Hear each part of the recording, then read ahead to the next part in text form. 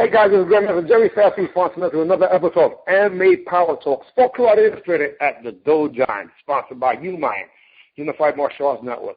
So today we're taking it all the way across the river, the ocean, the water, to the UK, but reality all around the world, all the way from Florida to the UK to California. Man, this guy travels quite a bit. When I first met him, it was pretty interesting. It was in a competition in Brooklyn, New York, Brooklyn, USA, as they say. And this gentleman had a mask on, very similar to some of the top fighters of the time.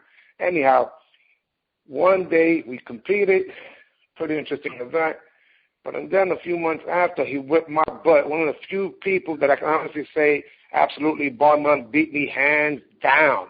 Anyhow, had a chance to break bread with him all the way in London, I believe. In addition to that, he's been not only just a top fighter, probably the first person to bring the Blitz to all of Europe, besides the Americans going there before. Multiple world champion, has been a trainer of people, or we'll find out who. Anyway, I'm getting tired of just so many accolades, and I'm not even remembering most of them. Without further ado, the Jedi, my brother from another mother, Kevin Brewerton. Are you there, sir? I'm right here. Yeah, baby. Thanks for the great introduction, and I appreciate that. And you have been a tireless supporter and great champion of the martial arts yourself, so it's great to be in good company. Well, I appreciate it. But for whatever it's worth, it's not about me. This is about you and for all of us. That means you, us. So we're going to go way back to the beginning. What was your inspiration, your desperation, or your motivation to start in the martial arts? What year was it approximately, and what style was it, and where at? I'm going to put myself on mute, so you got the mic, sir. Okay, so, I think I was about 12 years old, and there was a few things happening in my life then, one of which was Bruce Lee was out there, and then I'd seen the Bruce Lee movie, and I really got inspired by that. So that was had a huge impact on me. And then I was also, it was at a time in my life when I got some news about I was looking for my father. I didn't know who my father was at the time, and I was kind of searching for him. So I was this little guy who was trying to find his identity. And I was, looking at ways to, find my father at the time. And I probably had a lot of anger. And, finding my way into martial arts was a great vehicle for me. I didn't know it at the time. So I think that was happening with me subconsciously because it was allowing me to express myself and allowing me to kind of, find a place for myself in the world where I felt comfortable. And, and martial arts was terrific. Also, I had I used to box. I used to do boxing and kung fu and what have you, all of the styles at the same time. So it was a really great opportunity for me to kind of really gather all this information and learn from these great fighters and just be this kid growing up in the fight world and absorbing all of that. And so that would be kind of the impact on me. So I think for me, my energy was about trying to prove myself at an early age. And I think probably, as I mentioned about my father, probably in the back of my head, I was thinking, if I can prove myself, or if I can be a champion, or if I can get to some level, that maybe, he'd be proud of me, or he'd find me, or what have you. So these are the kind of things that I think some of the driving forces that were in my life at the time. So I think it helped me in a great way as a fighter because it fueled me. It was a healthy way too. So it allowed me to burn off a lot of any of the negative energy that was around that and fuel me as a fighter to do great things. Well, you know what? That's really interesting because all of us have a very similar story. Quite a few, 99% of the people on these power talks have been motivated by a guy who transcended to a whole other level years ago, man, the little dragon himself, Don Juan. Bruce Lee. Now, what was the style? I believe you were doing loud guard or something like that. Come on, let's get some specifics here. Was it what year did you actually step into that school? And did the guy with the big head there, that I love, did he beat you up or something? Yeah. Come on, talk to me. Okay. I started loud guard. I started with, I had two guys that I first started with. One was Robert Tim and Steve Babs. And they were like, the guys I was looking up to and training with, teaching me. And, I saw, as you said, everyone who wasn't inspired by Bruce Lee. So I had that going down. And then these guys who I was trying to impress every week, going into the school, walking into the dojo and training, just working hard, man. It was in the church hall, and we just worked hard, kicked ass, and we it was all about like trying to find your way. I had, like everyone else, you start out, you got two left feet, you can't move your hands, you try to do anything. It seems tough. It seems like you're not getting anywhere, and then it just comes together finally over a lot of years, as you know yourself. But what was driving me back then too was I was a huge fan of Muhammad Ali too. So I used to study Ali, watch him. So it was a combination of Ali and Bruce, and those guys were like huge on me. Steve Babs at the time was an amazing fighter. He was. Let me break it down the other way. Let me start with walking into the dojo and seeing Robert Tin, who's this Asian martial artist, and after seeing Bruce Lee and then seeing seeing Robert Tin, I'm like, okay, this guy is like, he's just like Bruce, and he's got all the moves, and he looks slick, and he's got the black sash, and he's got all he's got all of his attire on, and you're like, I want to be like that. I want to be like Bruce Lee. I want to be like this guy Robert Tin. So that was the very first. That was a starting block for me. And then Steve Babs came in, and he kind of came into the school and started teaching it. And what he brought, he was an amazing, absolutely amazing fighter. And he had this style that was, he brought his own style to it. It was very rhythmic and very,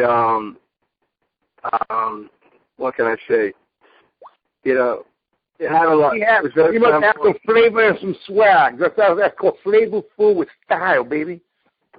That's right, man. And that's exactly what it was. And so he was thrown down, and we had, from the fighting perspective, working the traditional side, and then working the fighting aspect, because he knew the fight game, being a fighter. So you got the training from the fighter's perspective and the traditional perspective. So he had this flair and he had this style that he infused within the teaching, and that was great. I just remember every week I'd go home and I'd be like, okay, I'm gonna train.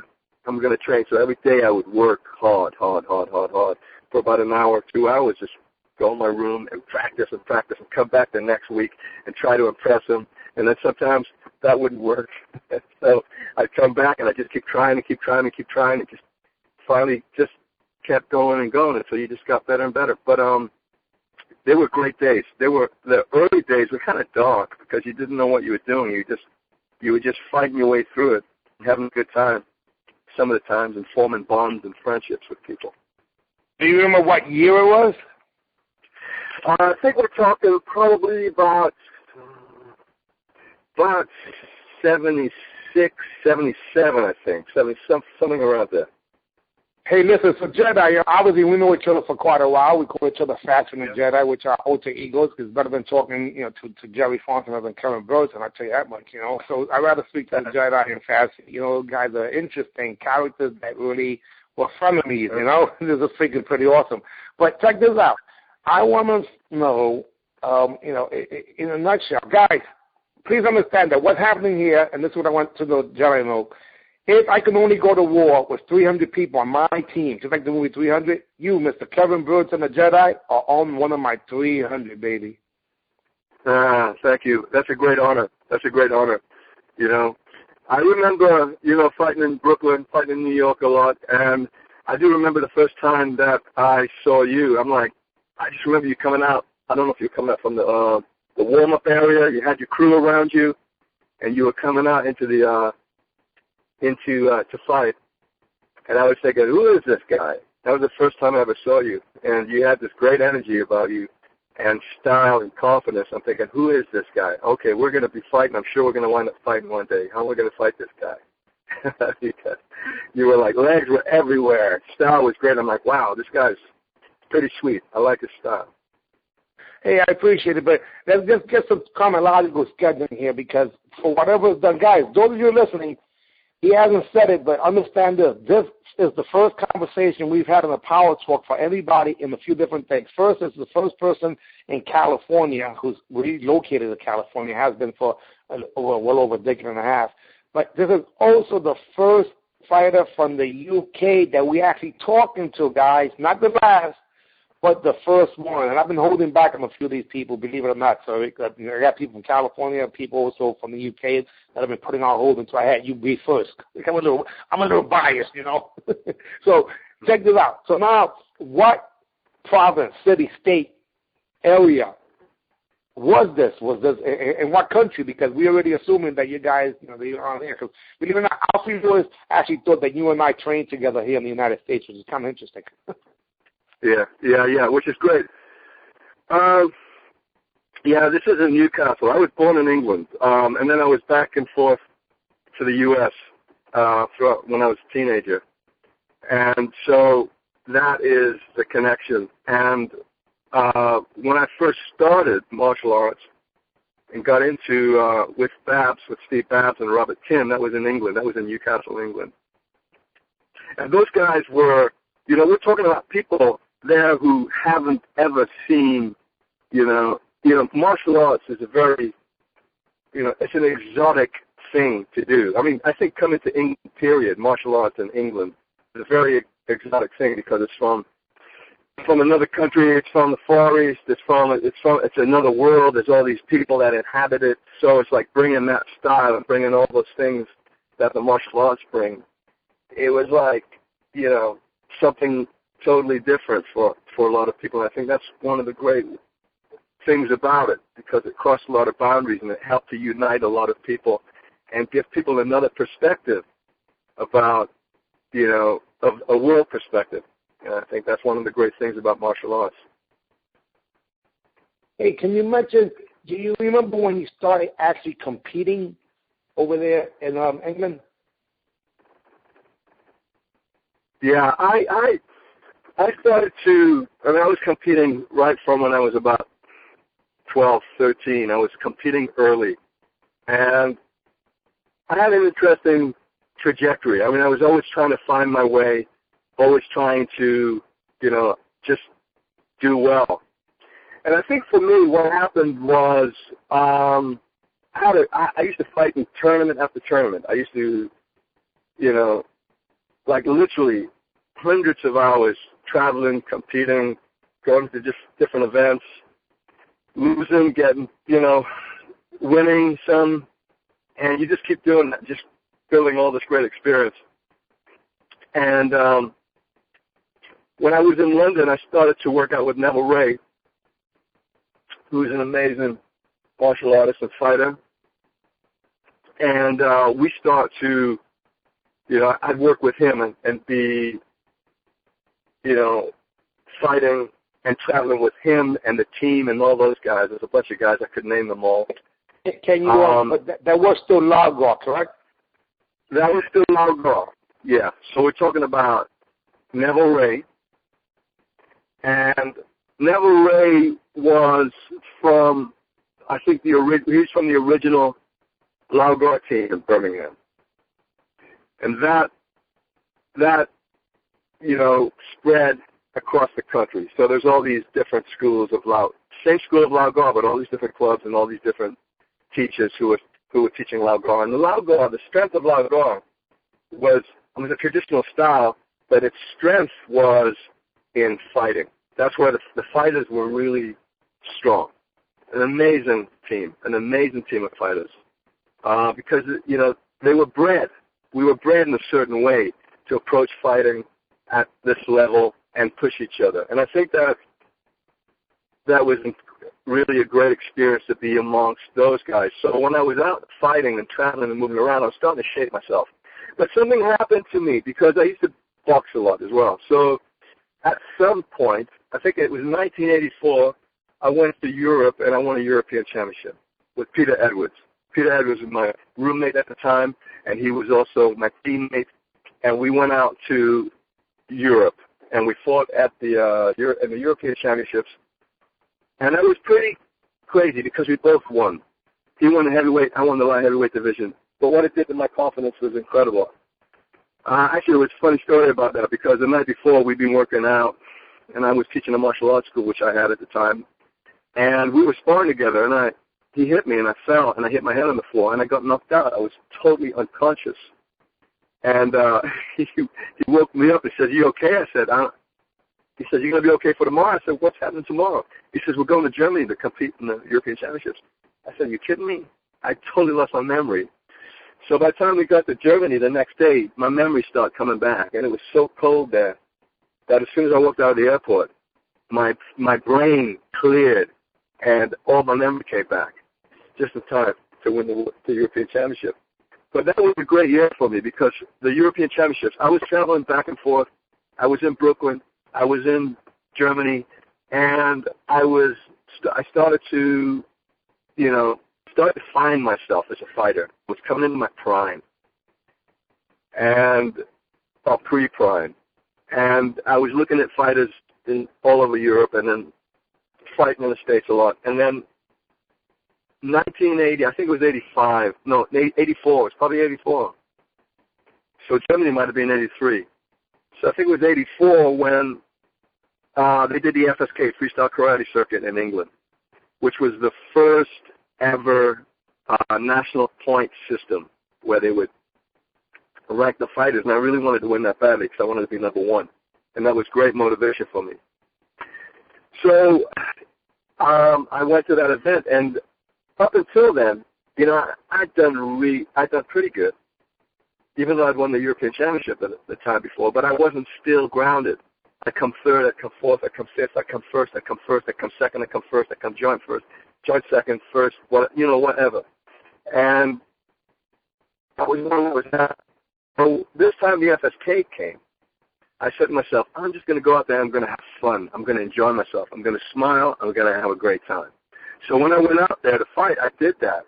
And for me, everything came together because it kind of unlocked my ability. When I started to learn how to control my mind and relax and enjoy the fight, everything that I had as a fighter became free and accessible to me because I was free to move and put all this work in. All this work in that I put in, I was able to access it.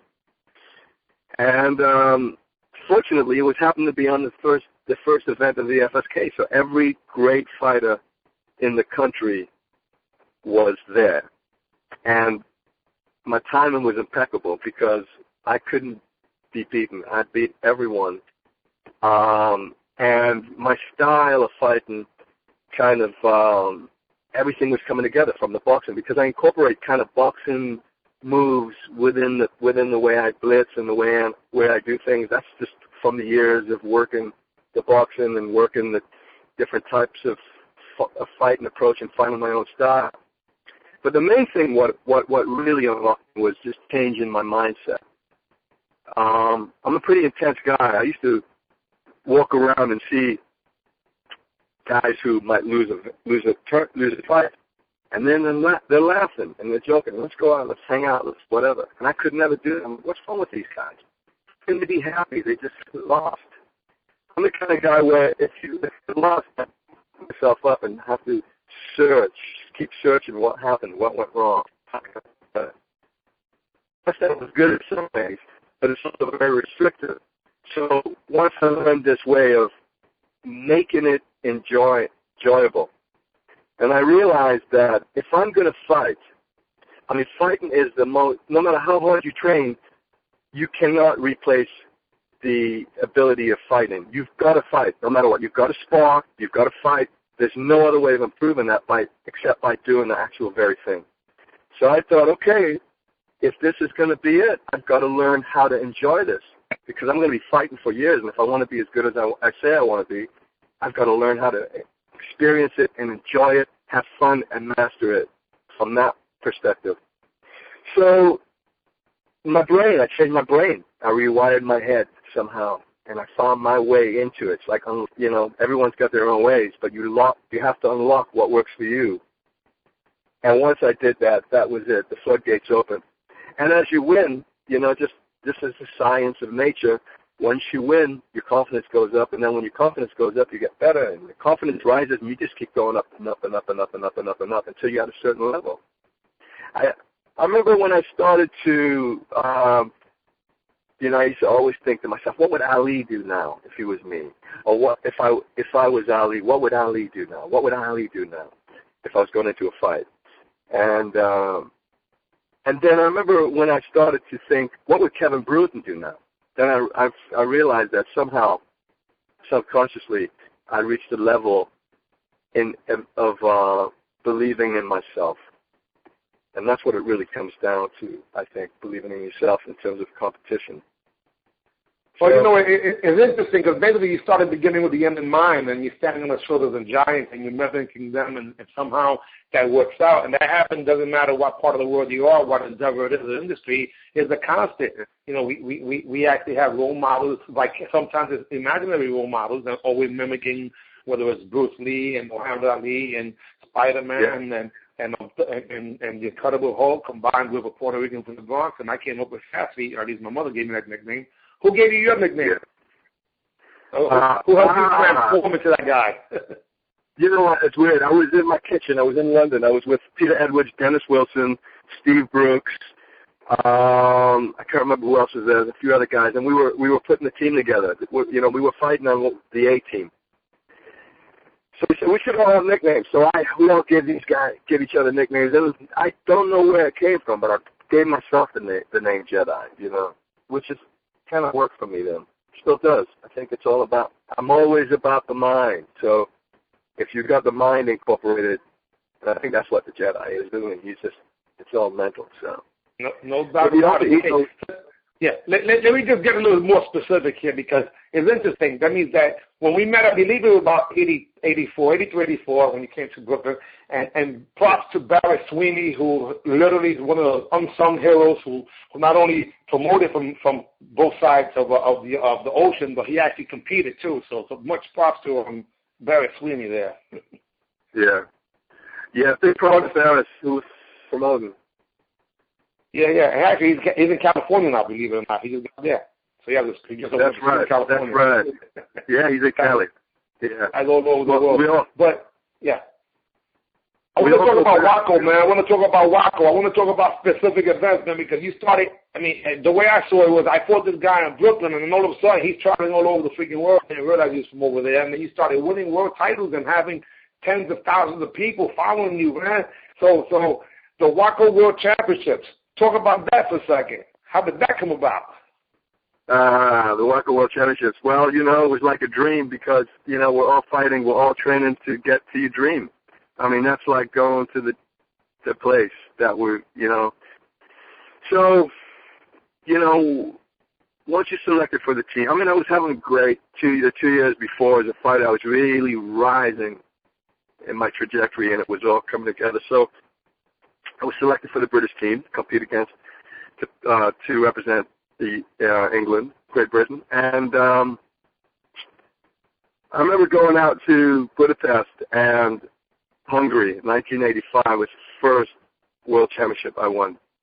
And it was maybe the most amazing martial arts event I've seen. There was 20,000 spectators that were packed into this arena in the National Sports Center in Budapest. And it was spectacular. They had marching bands close like a TV. It was truly spectacular. Some of the great fighters. Neville was there, Neville Ray, Clive Parkinson, Humphrey Brooms was there. He was fighting. Ronnie Green, I believe, was with us on that event. And Howard Brown. And, the British team were winning gold medals everywhere. It was a terrific event. And now that event was something I'll always remember, because for me, I always remember working my way through the preliminaries. And I had an amazing 2 years up until then. But to me, nothing would matter except this World Championship. So I had to win this World Championship. But again, we go back to the mind, because you definitely have to keep yourself in this relaxed state. Even though you're so eager to win, you've got to be in a relaxed emotional content, not anger. Emotional content. That's right. So I just kept telling myself all the way through, be cool, stay calm, one fight at a time, one fight at a time. So I worked my way through, and then by the time we got to the finals, when it was me against the German, I was on so much great form. It was terrific, and I think it was about 13-3, I think I won. And I just couldn't do anything wrong. And I remember that championship, because every time I'd fight, I'd score a point and I'd shout, thank you. And then 20,000 people would shout back, thank you, right at me. They would echo back, wow. 20,000. Yeah. So after about a minute, it was amazing. It was incredible. It was like, this is what everything I'd worked for. And then it was coming back to me in the voice of 20,000 people. And after about a minute, when I started beating this guy, and something happened. He looked at me, and you get that connection with and he gave up. He gave up. And at that point, he was assisting me he knew he couldn't beat me. So I could see something happen to him. Now, this is a real champion. This is what I think a champion is. He started to enjoy it. And he realized, this is how I read it, that he was in the World Championship final with this guy he can't beat, but he's going to have a party. He's going to enjoy it. So he started to, when I'd score points, and he'd accept them. And then again, there's 20,000 people. Thank you is insane. And then at the end of the fight, he picked me up and put me on his shoulders. And when I arrived back in London 2 days later, off the plane with my gold medal, and I pick up a newspaper, and there's a photograph of him on the sports page, of him with me on his shoulders. And I remember the heading. It says, Thomas Herter carries his loss on his shoulders. Kevin Brewerton, you light heavyweight world champion. Wow. And I thought to myself, oh my God, that was insane. I thought that is, because that means we can never lose. Mm-hmm. That's for me. The champ is here. The champ is here. The champ is here. The champ is here. That's right. The champ is here. So that was my experience. That was my first world championship, and it was just going off. And for me, a big part in the U.S. and in the U.K., I'd always be trying to, one of my motivations was always to push the sport through what I was doing as a fighter, push it to as much media as possible, mainstream media, professionalism. Mainstream media. Yeah, so that was always that's always what I did. I always kept pushing for that. I always kept trying to push that through. And so I do things like fight 100 black belts for charity. I do things like, fight. That's why I fought on both sides of the Atlantic a lot, because no one else is really doing that the way I did. And then, so I was always looking. I'll fight in heavier weights. I go up in heavyweights a lot. Just always looking for challenges to, make it a statement. Yeah, to make your mark and take it to the next level. That's supposed to be Kaizen, constant never-ending improvement. And the interesting part was that throughout this whole time, and this is it. Remember, I'm just getting ready to turn 50. So I was a little younger than a lot of the people out there, and I had a chance to, literally be around pioneers and legends, and it was kind of freaky to me because I thought they were like superheroes, and I was like a mere mortal. And that was probably something similar to you, because these guys, a lot of them were a lot bigger and muscular, than you were, but you still had that proper posture and the attitude. But what was so interesting to me, and I just want to know, I want the public to know, you was traveling here to the United States. When it came to the technique known as the Blitz, when was the first time that you saw it? And I know you mentioned being in Florida, I believe, training with some track stars, but let me let you say it because I got a little more history than most people want to hear from you. I used to, I saw the Blitz in different ways, and I can't remember now. It's kind of like, it all kind of blends into one. But I used to, I'd see Nasty. I really like Nasty, what he was doing. He was a big influence. And Tony Palmore from Florida as well. So those guys were big, influential on me. And I don't remember exactly the first time, but those guys were like, Tony Palmore from Miami. He would, I like to watch him and see what he had to do. And he was good with me. So I got I think I got a lot from those guys. And then, what else? What else can I tell you about that? I think it was... I just thought it was interesting, because you went over to the UK, and over there, from what I gather, the first time they had saw a lot of those techniques with guys like Ray McCallum and Rudy Smartley that were going over there, and they were blitzing and doing techniques, but it wasn't part of the repertoire of that part of the world. But you was getting it, but I think from over here to over there, because you blitz differently. That's another thing too, guys. Whether it's the slide up, back knuckle, vertical punch as created by the Chuck Norris operation, or the California Blitz that's named by Matthew Anderson, there are a bunch of versions of them. Billy didn't do it like Nasty. Nasty didn't do it like Kevin Brewerton. Kevin Brewerton, didn't do it even like Flash. Rest in peace. How you call it, Howard Jackson, the Flash. So getting from point A to point B was the key, but there was different strategies to it. And when you went back over there, what started to happen? Because when I saw you was blitzing also, but not as much as when you were 85, 86. All of a sudden, I was like, what the heck? This guy was the most relentless. You did one thing like nobody else did. You would blitz from one side, and if you miss, you would just shift position and blitz from the other side. So there were two different blitzes coming nonstop. I'm saying, wait a second. Nobody was doing that. And to this very day, they still don't, unless I teach them. Oh, man. I started to look at other aspects of how to improve my blitz, And I already talked about bobbing and weaving, because I like to bob and weave and come underneath and work my way through and work upward. That's a lot of boxing,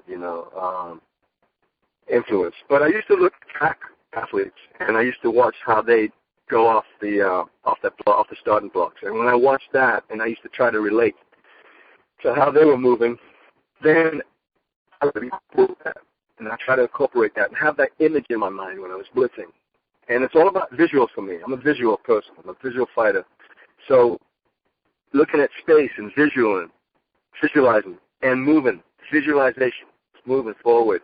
So it was all about that. And that was what was propelling me. And naturally, genetically, I'm a fast human being. I am gifted with that. So, but if I thought to myself, if I can improve on my speed, on my natural speed, and then add technique to it, and then come from different angles, then that's going to benefit me. And that's what I think that's what I was doing most of all. I was always looking to be as innovative as possible.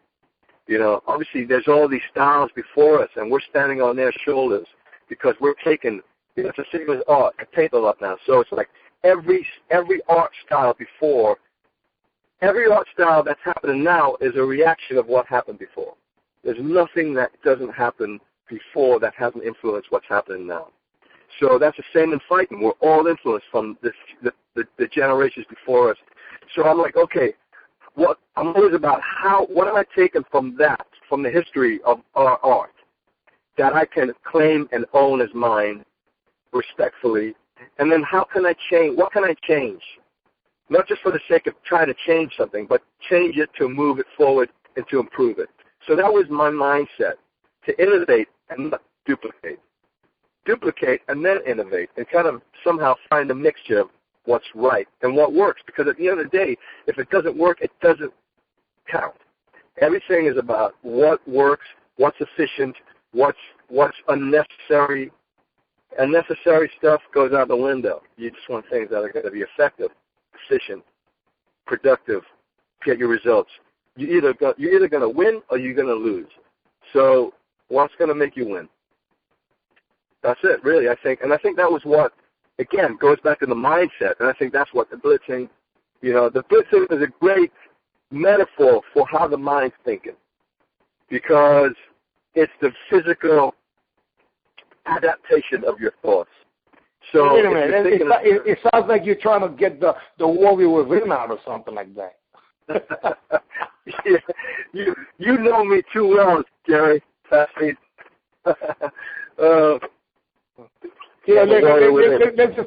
just slow it down for a second, because I'm just again from a fan standpoint, because I'm Marshall's greatest fan, just so you know. And I get an opportunity. Yeah, well, I just keep it real, man. No one will yell and scream more than me, be near ringside, and then analyze and visualize and all these things. Yeah, guys, we had Karate Illustrated over here, but they had martial arts illustrated over there. We might have had the KI, we might have had what would have been the today known as the NASCAR circuit, but over there they had the freestyle, and then they had, and I would love to, because I got a chance to see this in your home. Let's just talk a little bit about, man, let me see. So we're looking at between 84 and 88. Those years, I saw you pretty often, whether it was, you fighting in Bermuda, or you fighting in Philadelphia, or you fighting in New York, or fighting, for you was going back and forth really often. But somewhere between there, Martial Arts Illustrated also had Clash of the Titans. Oh, yeah. Clash of the Titans. We never had that here, baby. I want to bring that here. Yeah, that, I think Clash of the Titans is like one of the most progressive events that in the martial arts world, period. One of the most progressive events that ever hit the martial arts world. And it gave so much to the martial arts. It allowed the spectators to get involved. It allowed the fighters to get the attention and the platform that they deserve. And it just gave amazing events. It upped the whole thing. And fighters got paid too, which is another. It's never about the money, but it's always good to be able to do that. So there was on so many levels. It was so ahead of its time, and at the same time, it had to happen.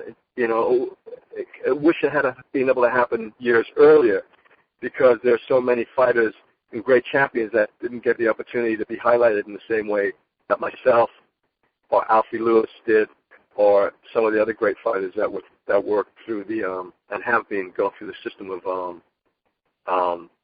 Clash of the Titans. Guys, those of you listening about Clash of the Titans, you're saying, what the heck are they talking about? We're looking at a platform that actually had a professionalism to it, that had one center stage or ring and thousands of fans, whether it was team competition, demonstrations, and or battles one-on-one. It was phenomenal, and I get a chance to read about it only when I went to Europe, or the UK, I should say, and get one of those nice magazines called Martial Arts Illustrated that gave us, any other sport martial arts players or kickboxers, as they call them in Europe, the cover of the magazine and insights and real stories. They showed us respect, because I think Mr. Sykes comes from that world. That's right. Yeah, definitely. Mm-hmm. Absolutely. But Bob Sykes, what's great about, I think what really helped this to happen, that event, is because of Bob Sykes, because he is a fighter. He is a martial artist. First and foremost, he is a martial artist. He's a martial artist. He's a fan of the martial arts, and he's a publisher of Martial Arts Illustrated. And he had the ability, the desire to help to create that. And I think you've got to have the passion to be able to get something like that up on its feet. And because of his enthusiasm and passion to make it happen, that's why it's sustained decades afterward, and it's still going. It's incredible. I don't think his brother was too shabby either, right? Sorry? What? I don't think Tony was too shabby either. No. His brother? Yeah. Yeah, Tony was great. Great guys, both of them. Tony's not too shabby, and he's got the size, too. Big guy, moved well, moved great.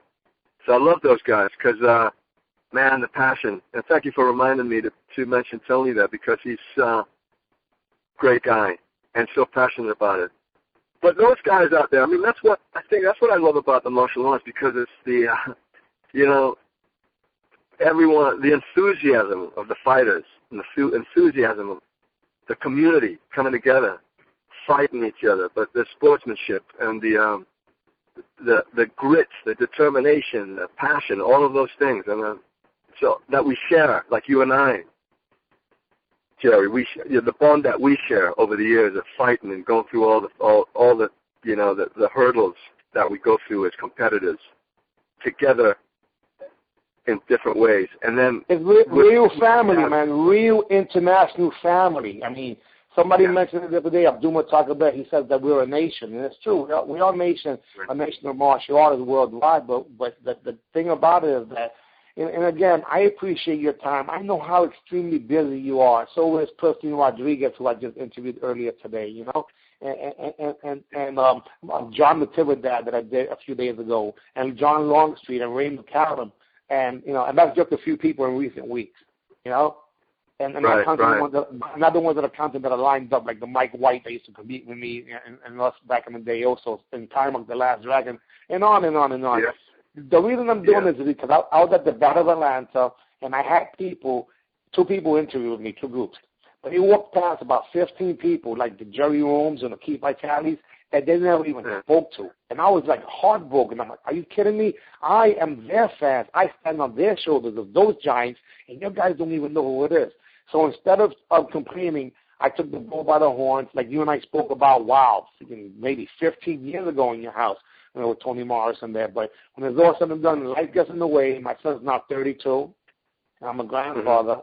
And he's 32 and I'm 35, which is kind of cool. You know what I'm saying? God bless you. And it is the blessing. But listen, let me just ask you this.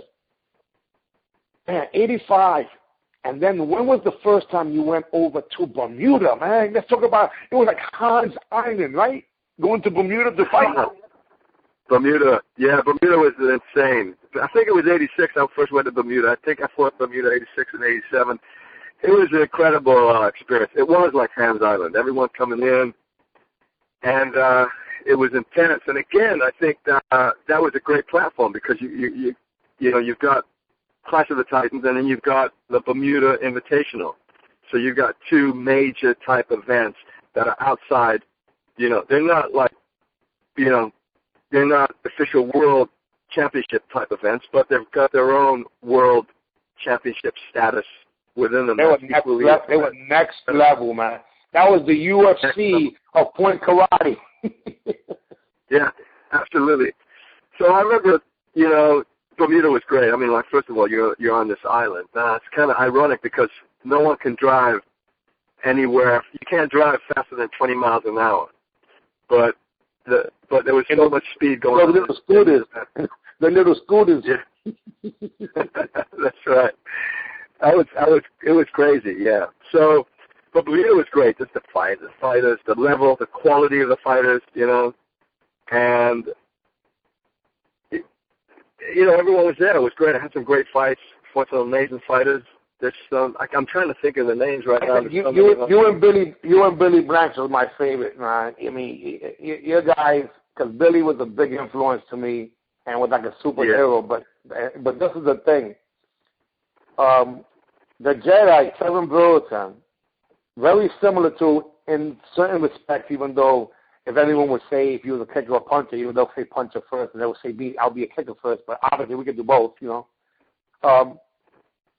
was fearless. My nickname is Fearless Sassy. That's the complete nickname. And I couldn't show any fear because otherwise these guys would kill me because they were like superheroes, as you know what I'm talking about. So you kind of remind me of myself in the sense that we are still mere mortals. We're not little, not tiny guys, but we're definitely not those guys. But we brought it to them as if we didn't care. I did it from fear. That's right. Yeah. I figured if I'm going to go at them, they're going to come at me. That's right. We don't care. We just go out there and fight. We do our thing. We're like fearless, right? Yeah, That's it.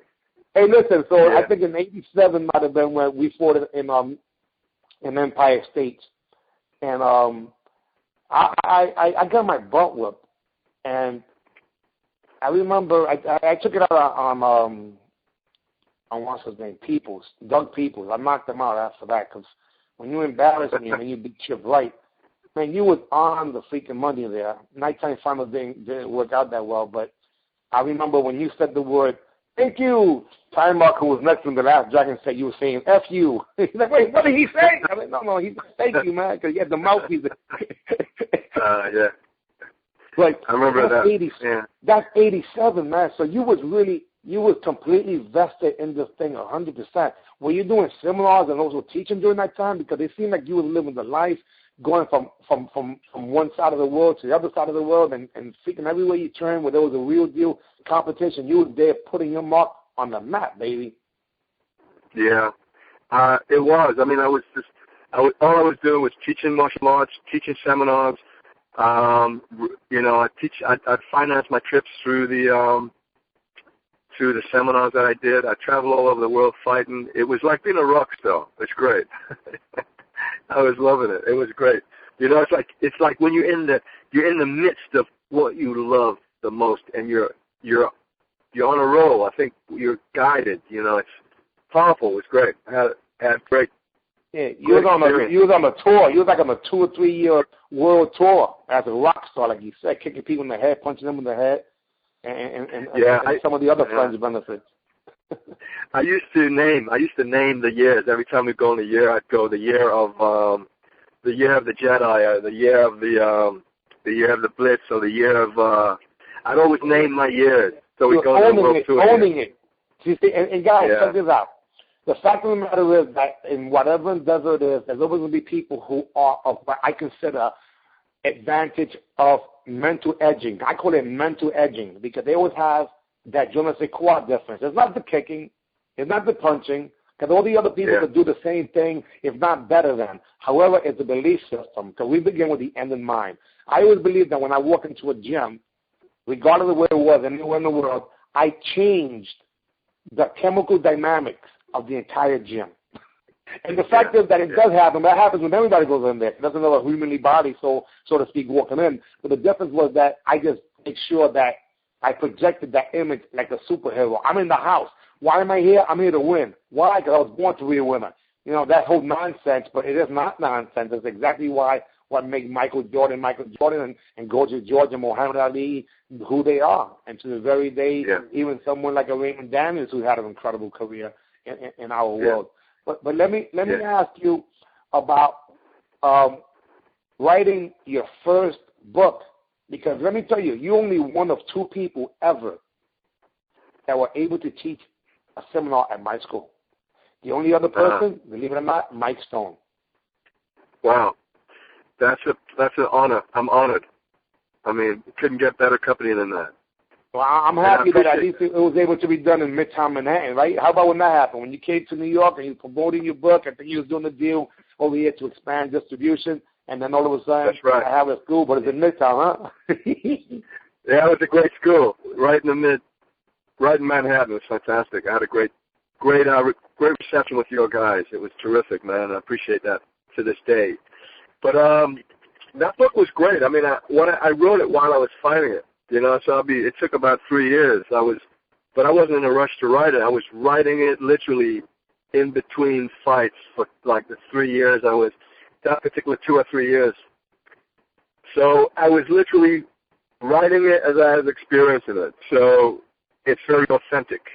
And I think that's where the value of it is, and I think that's why it resonates with a lot of people. Well, it was like a personal journal, you know. And you had some phenomenal photos in there, man. To think that you fight against 100 black belts in the same night as charity, oh my God. And again, you know, whether it was yourself or guys like Manny Reyes or other people who thought the sport would have been a lot bigger and better, you know, it wasn't a little discerning when, yes, we were Madison Square Garden, yes, Bermuda gave away $5,000 a grand, and even runner-up was $2,500, which nobody could, you know, sneeze at that, plus winning money in the division. But we didn't get what other sports, you know, we couldn't get to the B level of the sport, you know, we got probably still stuck in C. And I remember the frustration that we had, but it was an event that it freaked me out that you was even there. So we're talking about 9, anywhere between 10 or 11 years after you and I first met in Brooklyn. I'm competing, and we're in Italy, and what the heck were you doing there? The Golden Dragon Cup. Oh, man. Oh, wow. Wow, the Golden Dragon. Yeah. That was great. You had an amazing event for you there. You won that. You took that. You know, I think the funny part about it was that my hamstring was black, so I couldn't really kick. I ended up taking actually second place, but Tony Morrison, who had a broken who dislocated his shoulders, took first place in his division. And remember, I had the crowd going with the 1, 2, 3. Yeah. Golden Dragon. That was an awesome event. I think it was about 5,000 spectators at that. It was incredible. So well run, so sharp. It was great. It was awesome. Mm-hmm. Really. Remember the funny part was that, again, what the heck were you doing there? You wasn't there to compete. No, it was just there to hang out. But to hang out coming from England, that's a little trick. Yeah. You know, I figured I just wanted to chill out and just to hang out and have a vacation for a few days and just see some of my friends who were fighting. So I did. But I remember when I started mine, I looked at you. I want you. When we did the whole thing back and forth in the car, I was like, oh my God. Yeah.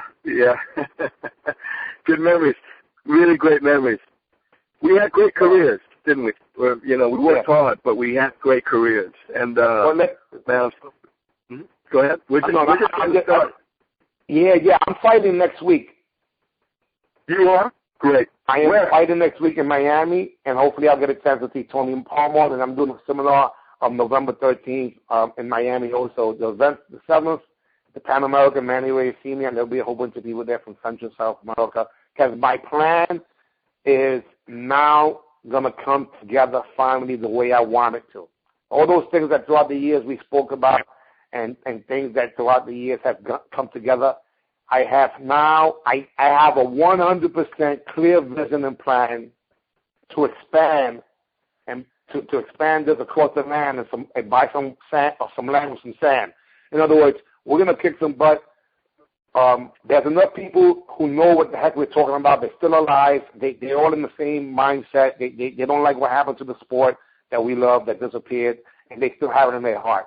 So my plan now, including relaunching my clothing line, which will be here this Christmas, and a whole bunch of other stuff. So it's starting to gel together. It only took 20-something years, but I can tell you that at age soon to be 50, January, I finally have it, and I'm not alone. I got a whole bunch of people that are on board already, and it's a little beyond what most people can fathom, because I know it's possible that a crazy Puerto Rican from the Bronx, myself, with no GED, can still be traveling all over the world and having people with PhDs work for me, you know, and have a school in Midtown Manhattan right across David Letterman, which most people would never dare, but I did it, and I was in my 20s.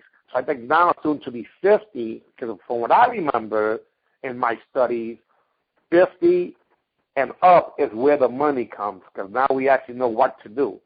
You still have the energy to be able to do it. Right. That's right, exactly. So this is part of it. Hey, I want to be cognizant of our time over here, so what I want to do is this. Can you give us any shout-outs right now? And well, two things. is it possible in the future for us to visit you again to tap into your brain? Because I don't think we've done any justice to this so far. Yeah, I'd love that. Anytime. You're always welcome to have access to my brain. That'll be wonderful. And I think I'll be able to do a little better in the future because I'll go visit you in California. We could do this as a video one, which would be even better. That'd be great. Okay, I'm so down now, with that. Yeah. Andy, give me anyone that you want to give some shout-outs to, family, friends, loved ones, what have you, doesn't matter, because I want to make sure that you are satisfied with your Power Talk here, your seminar, I should say, your interview. So many people have mentioned, but let me just say, shout out to Alfie, my friend Alfie Lewis. Congratulations with WMO and what's happening with that, and just having the first World Championship event. Wishing you the best on that in the future. Anything I can do, you got my support. Shout out to our brother Kevin Thompson. I love you dearly, and my love and heart is with you. Shout out to all the crew in New York, all these guys. We want to say thanks to Archie Sensei Rulon in New York, who used to bring us these great events where you and I met. And, to all to Neville Ray for being a, sturdy, solid as a rock teacher and friend and teammate over the years. And Peter Edwards, all these other guys. I'm not even going to go anymore. I could list. Now, that's on and on and on. But I'm not going to let you forget one person that I know you would really be upset if you would forget. To Tommy May. Go for it. Tommy May, man. So I know you wouldn't be happy if you forgot that guy. Tommy May, yeah, exactly. Tommy, I'm with you, Tommy. He's been going through a lot of challenges recently, so I'm with you. I'm with you on that. Thank you for reminding me that. That's important. All right, man. You know how we are. Hey, guys, listen, you had an opportunity to listen to just a little bit of a genius who actually has tapped into just a little bit of his potential. And I'm not going to say anything much more, but you have seen him in the Fifth Element when I cheered when you was there as that, flying that airplane or whatever it was. I cheer you when I seen you. Yes, guys, I'm sorry to say I have seen some of those Beverly Housewives, and I did see you there. So we can talk about that in a few. I know you complete. Yes, absolutely. Yeah. I appreciate that. Thanks for reminding me. I'm just keeping it honest, man. Hey, listen, this is the only last thing I want you to do if it's possible. In some crazy Puerto Ricans goodbye, when I say AB, man, Mr. Kevin Brewerton, the Jedi, you say see ya. AB, see ya. We out of here. God bless, best wishes, drive safe, and man, this is officially over. We out of here. Oh my Later, God. my brother. Hey, man, thanks for that. I really appreciate it. This was phenomenal. Within the next day at the max, you'll be able to go to doorgiant.com/Brewerton, and this will be there. In addition to other things that I'll grab from the internet, so whatever links and things that you want, I'll put that on there too. But this will be active on the website that will be, and an app, by the way. Within 24 hours, Beautiful. It'll be up and running, and I'll text it to you. All right, sir? All right, brother. God bless. Thank you. My pleasure. All right.